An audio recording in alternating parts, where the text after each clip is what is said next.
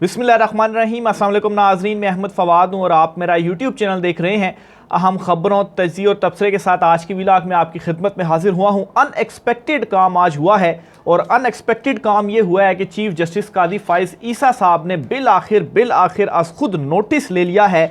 आज खुद नोटिस कहें या नोटिस कहें, लेकिन बन वो आज खुद नोटिस ही जाता है।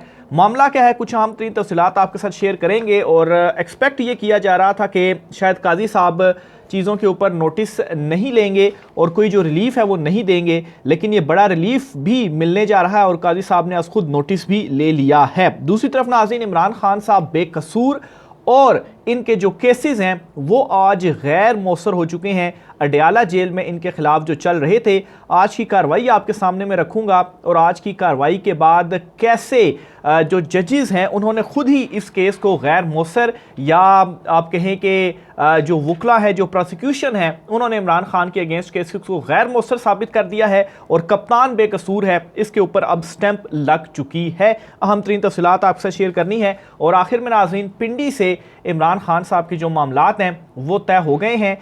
पिंडी ने क्या ग्रीन सिग्नल दिया है, इस पर भी कुछ अहम तरीन तफसीलात आपके सामने रखनी है। सबसे पहले तो नाज़रीन जो आगाज़ है वो करता हूँ चीफ जस्टिस कादी फ़ाइज़ ईसा साहब के खुद नोटिस से। तो मामला नाज़रीन यूँ हुआ था कि 47 सहाफ़ियों को नोटिस हुए थे और ये नोटिस FIA की जानिब से दिए गए थे। और ये नोटिस देने की जो वजह थी वो ये बताई गई थी जी कि चीफ जस्टिस कादी फ़ाइज़ ईसा के अगेंस्ट जो तनकीद की गई है, इस वजह से ये जो नोटिस हैं वो सहाफ़ियों को सर्व किए गए हैं। इसके ऊपर फौरी तौर पर एक्शन लेते हुए हमारी अपनी जो सुप्रीम कोर्ट रिपोर्टर्स की जो हमारी एसोसिएशन है और फिर इसी तरह से इस्लामाबाद हाई कोर्ट की जो हमारी रिपोर्टर्स एसोसिएशन है, इन दोनों की जानिब से फौरी तौर के ऊपर मुश्तरका एक एलामिया जारी किया गया और कंडेम किया गया कि सहाफ़ियों को ये नोटिस नहीं देने चाहिए थे। और इस एलामिये के ऊपर चीफ जस्टिस कादी फ़ाइज़ ईसा की जानिब से नोटिस लिया गया और ना सिर्फ नोटिस लिया गया बल्कि जो हमारी जो सुप्रीम कोर्ट की एसोसिएशन के प्रेसिडेंट हैं, जो सेक्रेटरी हैं, और इसी तरह से हाई कोर्ट की एसोसिएशन के जो प्रेसिडेंट हैं, इन तीनों को बुलाया, इन चैम्बर बातचीत की गई और चीफ जस्टिस कादी फ़ाइज़ ईसा ने साबिक चीफ जस्टिस उमर अताब बंदयाल के दौर पर सहाफ़ियों के हवाले से एक खुद नोटिस लिया गया था। उस खुद नोटिस को समाअत के लिए मुकर्रर कर दिया गया और ये वाला जो नोटिस वाला मामला था ये भी उसमें इंक्लूड कर दिया और इस पर भी मंडे वाले दिन यानी कि 29 जनवरी को जो समाअत है वो की जाएगी। जो चैम्बर के अंदर गुफ्तगू हुई वो सिर्फ इतनी हुई कि सहाफ़ियों ने बताने की कोशिश की कि ये मामला हुआ। तो चीफ साहब ने इसके ऊपर फिर कहा कि आप ओपन कोर्ट में जो भी आपके खदशात होंगे या जो भी आप कहना चाहते हैं वो कह दें और वहाँ पर हम ये जो मामला है वो देखेंगे। तो अनएक्सपेक्टेड ये इस वजह से था क्योंकि चीफ जस्टिस कादी फ़ाइज़ ईसा के ऊपर ही तनकीद हुई थी और उन्हीं के ऊपर तनकीद की वजह से ये नोटिस दिए गए थे। और इतनी बड़ी तादाद में हिस्ट्री में कभी नहीं हुआ कि इतनी बड़ी तादाद में सहाफ़ियों को नोटिस दे दिए गए हों कि आप और उनसे जवाब तलबी जो है वो की गई हो। और अनएक्सपेक्टेड इसलिए भी था क्योंकि बहुत सारे लोगों का ये भी कहना था कि शायद चीफ जस्टिस कादी फ़ाइज़ ईसा साहब को ये तनकीद पसंद नहीं आई और उन्होंने ही कहा कि ये नोटिस दिलवाए जाएँ और अब फिर वो खुद ही अपने पास उन्होंने जो केस है वो भी लगा लिया। तो बहरहाल इसमें रिलीफ ये है कि ये नोटिस वापस हो जाएंगे एटलीस्ट, और जो GIT बनी है वो GIT भी ख़त्म होगी। जो हिकमत अमली इस वक्त हमने बनाई भी है कि कोर्ट के अंदर इस तरीके से चीज़ों को लेकर चलना है। अब इसको एक और एंगल से भी सोचा जा सकता है, वो भी मैं आपके सामने रखता हूँ।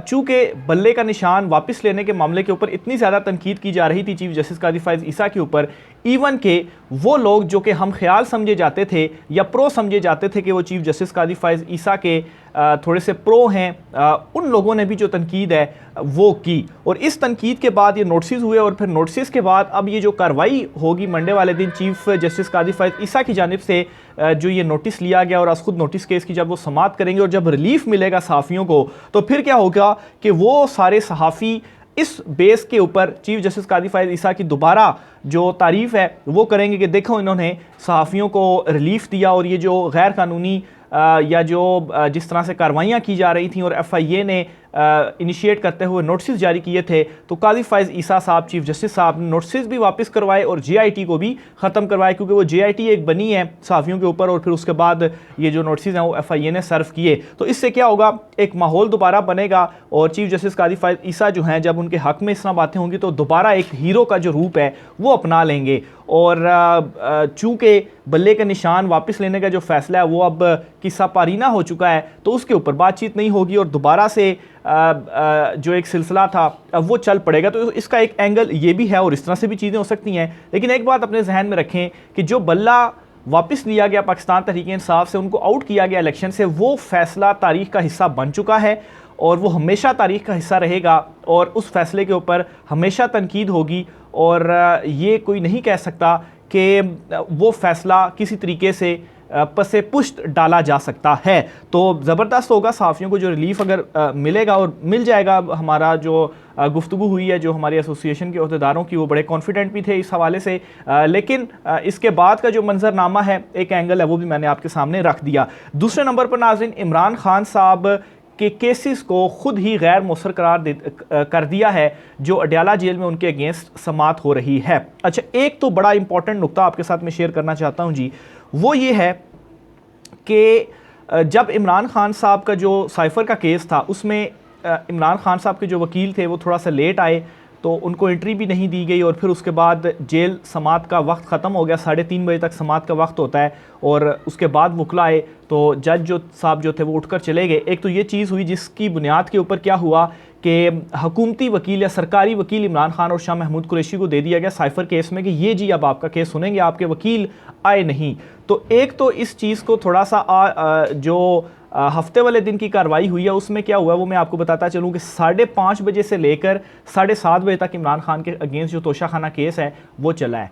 तो अगर तो एक तरफ जज साहब 3:30 बजे के बाद बैठ नहीं रहे और उस चीज़ को बुनियाद बनाते हुए सरकारी वकील को कहा जी कि आप प्रोसिक्यूट करें इमरान खान का केस, आप उनकी तरफ से लड़ें, मुनक़िद किया गया। तो दूसरी तरफ कल क्या होता है कि 5:30 से 7:30 बजे इमरान खान के अगेंस्ट जो केस है वो सुना जाता है। एक पॉइंट तो ये अपने जहन में रखना है। फिर दूसरे नंबर पर ऐसा वक्त जब गवाहों के बयान और जिरा होनी थी, उस वक्त इमरान खान के वकील जो हैं उनको साइड पर कर दिया गया और जो सरकारी वकील है वो इमरान खान को अलॉट कर दिया गया। अब जो सरकारी वकील जो शख्स अलॉट किया गया इमरान खान साहब को, उसके हवाले से ये बताया जा रहा है जी कि इमरान खान के जो साइफ़र केस में जो लड़ रहे हैं हुकूमत की तरफ से, वो हैं रिजवान अब्बासी साहब, और जो सरकारी वकील इमरान खान और शाह महमूद कुरैशी को अलॉट किया गया है वो रिजवान अब्बासी साहब के ही असिस्टेंट है जो उनको अलॉट किया गया है। और इससे भी बड़ी बात आपको बताऊं, कल के दिन 9 गवाहों के ऊपर जो जिरा है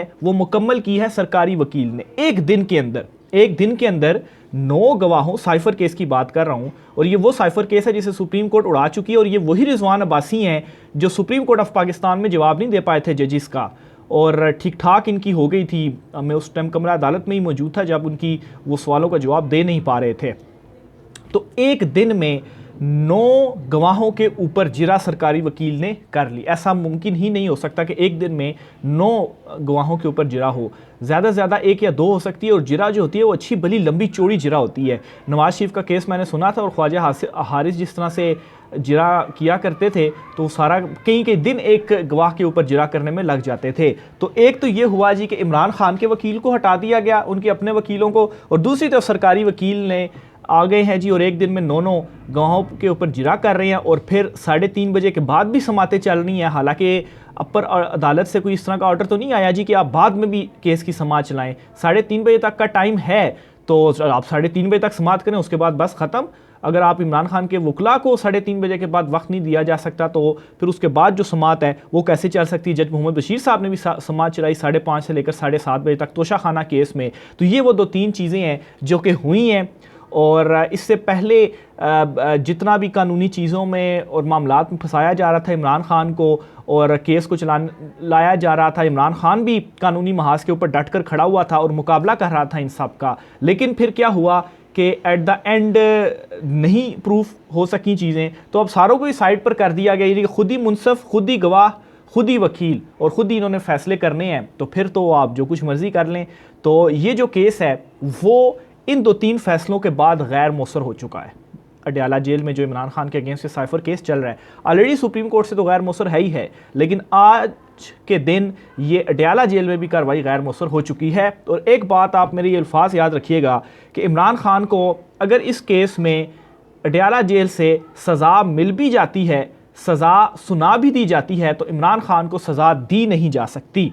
एक दो तीन पॉइंट्स मैंने आपके सामने ही रख दिए और साइफर केस बिल्कुल खाली केस है, उड़ाकर रख दिया था सुप्रीम कोर्ट में। मैं रिपोर्ट कर चुका हूँ वो तमाम तर चीज़ें भी। जो लोग मुझे रेगुलर सुनते हैं, मेरा वीलॉग देखते हैं, उनको मालूम है कि उसको केस में जो मैंने रिपोर्ट किया था सुप्रीम कोर्ट ऑफ पाकिस्तान से। तो एक चीज़ आप मेरे ये लफ्ज़ आपने ध्यान में रखनी है कि इमरान खान को साइफर केस में सज़ा सुना तो दी जा सकती है लेकिन दी नहीं जा सकती।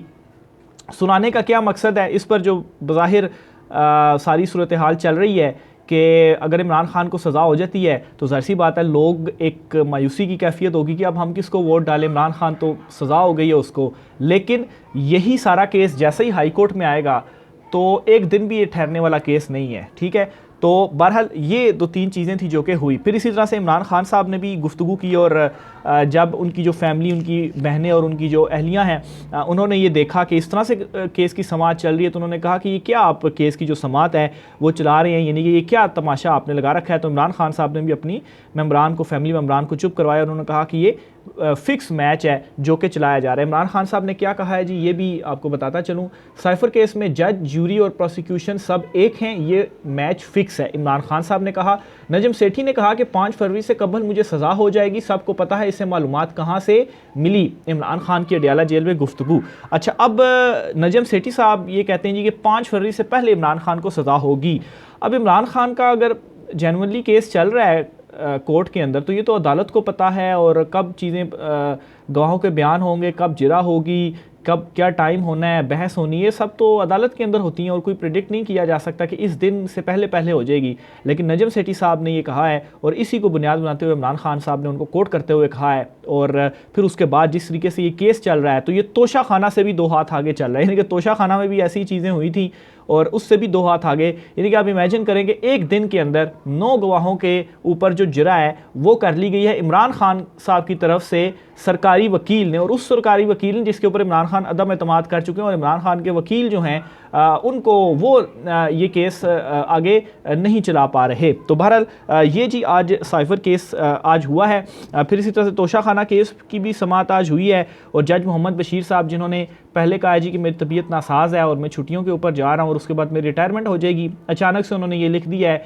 कि अब मेरी जो तबीयत है वो ठीक हो गई है, तो मैं 2 महीने जो तकरीबन मेरे राउंड अबाउट रहते हैं 14 मार्च को उन्होंने रिटायरमेंट उनकी हो जानी, तो उससे पहले पहले मैं जो है वो काम कर लूँ और ये जो केस है जो चल रहा वो केस का भी फैसला आ जाएगा। तो बहरहाल जी ये अडियाला जेल के अंदर हुआ है और ये केसेस गैर मुसर हो चुके हैं। दूसरी तरफ जी, और इमरान खान बेकसूर है, इसके ऊपर भी अब स्टैंप लग चुकी है। दूसरी तरफ नाज़रीन, पिंडी में कल जलसा हुआ है और पिंडी से भी ठंडी हवाएं इमरान खान को मिल चुकी हैं और फ्लॉप तरीन लियाकत बाग में जलसा किया है नून लीग ने, और उनको अब ये समझ लग गई है कि पिंडी भी कप्तान का है। पिंडी जहाँ से नून लीग बड़ी मजबूत और गढ़ हुआ करता था, लेकिन अब पिंडी भी इमरान खान का है। ये पिंडी की आवाम ने इमरान खान को कल मैसेज दे दिया है, जितना फ्लॉप तरीन जलसा मुस्लिम लीग नून ने कल लियाकत बाग में किया है। और ज़राए ये भी दावा कर रहे हैं कि इस फ्लॉप जलसे के बाद नून लीग बड़ी अपसेट है और उसने पिंडी की क़यादत को तलब किया है कि बताएं जी कि जलसा इतना जो है वो फ्लॉप शो हमारा क्यों था। लियाकत बाग वैसे ही छोटा सा है, कोई उसमें इतनी ज़्यादा स्पेस नहीं है। जिस तरह से इस्लामाबाद का परेड ग्राउंड है वो बहुत बड़ा परेड ग्राउंड है और बड़ी ज़्यादा तादाद में वहाँ पर लोग आ सकते हैं, यानी कि आप ये कर लेंगे 4-5 लियाकत बाग उस परेड ग्राउंड के अंदर समा सकते हैं, इतना बड़ा परेड ग्राउंड है, शायद उससे भी ज़्यादा। तो छोटा सा लियाकत बाग है और वो छोटा सा लियाकत बाग भी मुस्लिम लीग नून नहीं भर सकी है। और एक तो स्टेज उन्होंने जो लगाया, स्टेज के साथ ही इतनी सारी जगह उन्होंने घेरी हुई थी, और दूसरा कल कुछ वीडियोस भी इस तरह सामने आई कि वो पूछ रहे हैं जी कि किसको वोट देंगे। जो गिने चुने कुछ लोग आए हुए थे तो उन्होंने कहा जी कि वोट तो हम इमरान खान को देंगे, लेकिन वैसे जलसे को देखने के लिए आए हुए हैं, यानी कि जलसे के अंदर भी इमरान खान के हिमायती हैं। और अगर उन हिमायतियों को भी निकाल दिया जाए तो सिर्फ और सिर्फ खाली कुर्सियां बच जाती हैं और वो झंडे बच जाते हैं जो कि नून लीग ने वहाँ पर लगाए हुए हैं। सनम जावेद को निशानात अलाट हो चुके हैं, और सनम जावेद को जो निशान अलाट हुए हैं जी, इनमें एक तो 2 कौमी असम्बली और 1 सूबाई असम्बली में हुआ है इनको निशान अलाट। इनमें से NA 119 रैकेट, NA 120 से तस्वीर वाला फ्रेम और PP 150 से तकिए का जो इंतखाबी निशान है वो सनम जावेद को अलाट हुआ है और सनम जावेद को जब से निशान अलाट हुआ है नींदें हराम हो चुकी हुई हैं। दूसरी तरफ आखिर में नाजरीन, जो मैंने नून लीग के जलसों की बात की है तो इनके जलसों का अब हाल ये है कि कल हमजा शहबाज को भी जूता पड़ा है। वो तकरीर कर रहे थे और वहीं से ही एक सपोर्टर था कोई, और उस सपोर्टर ने क्या किया, जूता उठा के हमजा शहबाज को मारा और उनके कंधे के ऊपर लगा। ये कल से फुटेज जो है वो वायरल हो रही है। तो एक तो फ्लॉप 3 शो और जो शो ये कर भी रहे हैं उनमें भी इनको जूते पड़ रहे हैं। राय का साथ कीजिएगा, मुझे इजाज़त दीजिए, अल्लाह हाफ़िज़।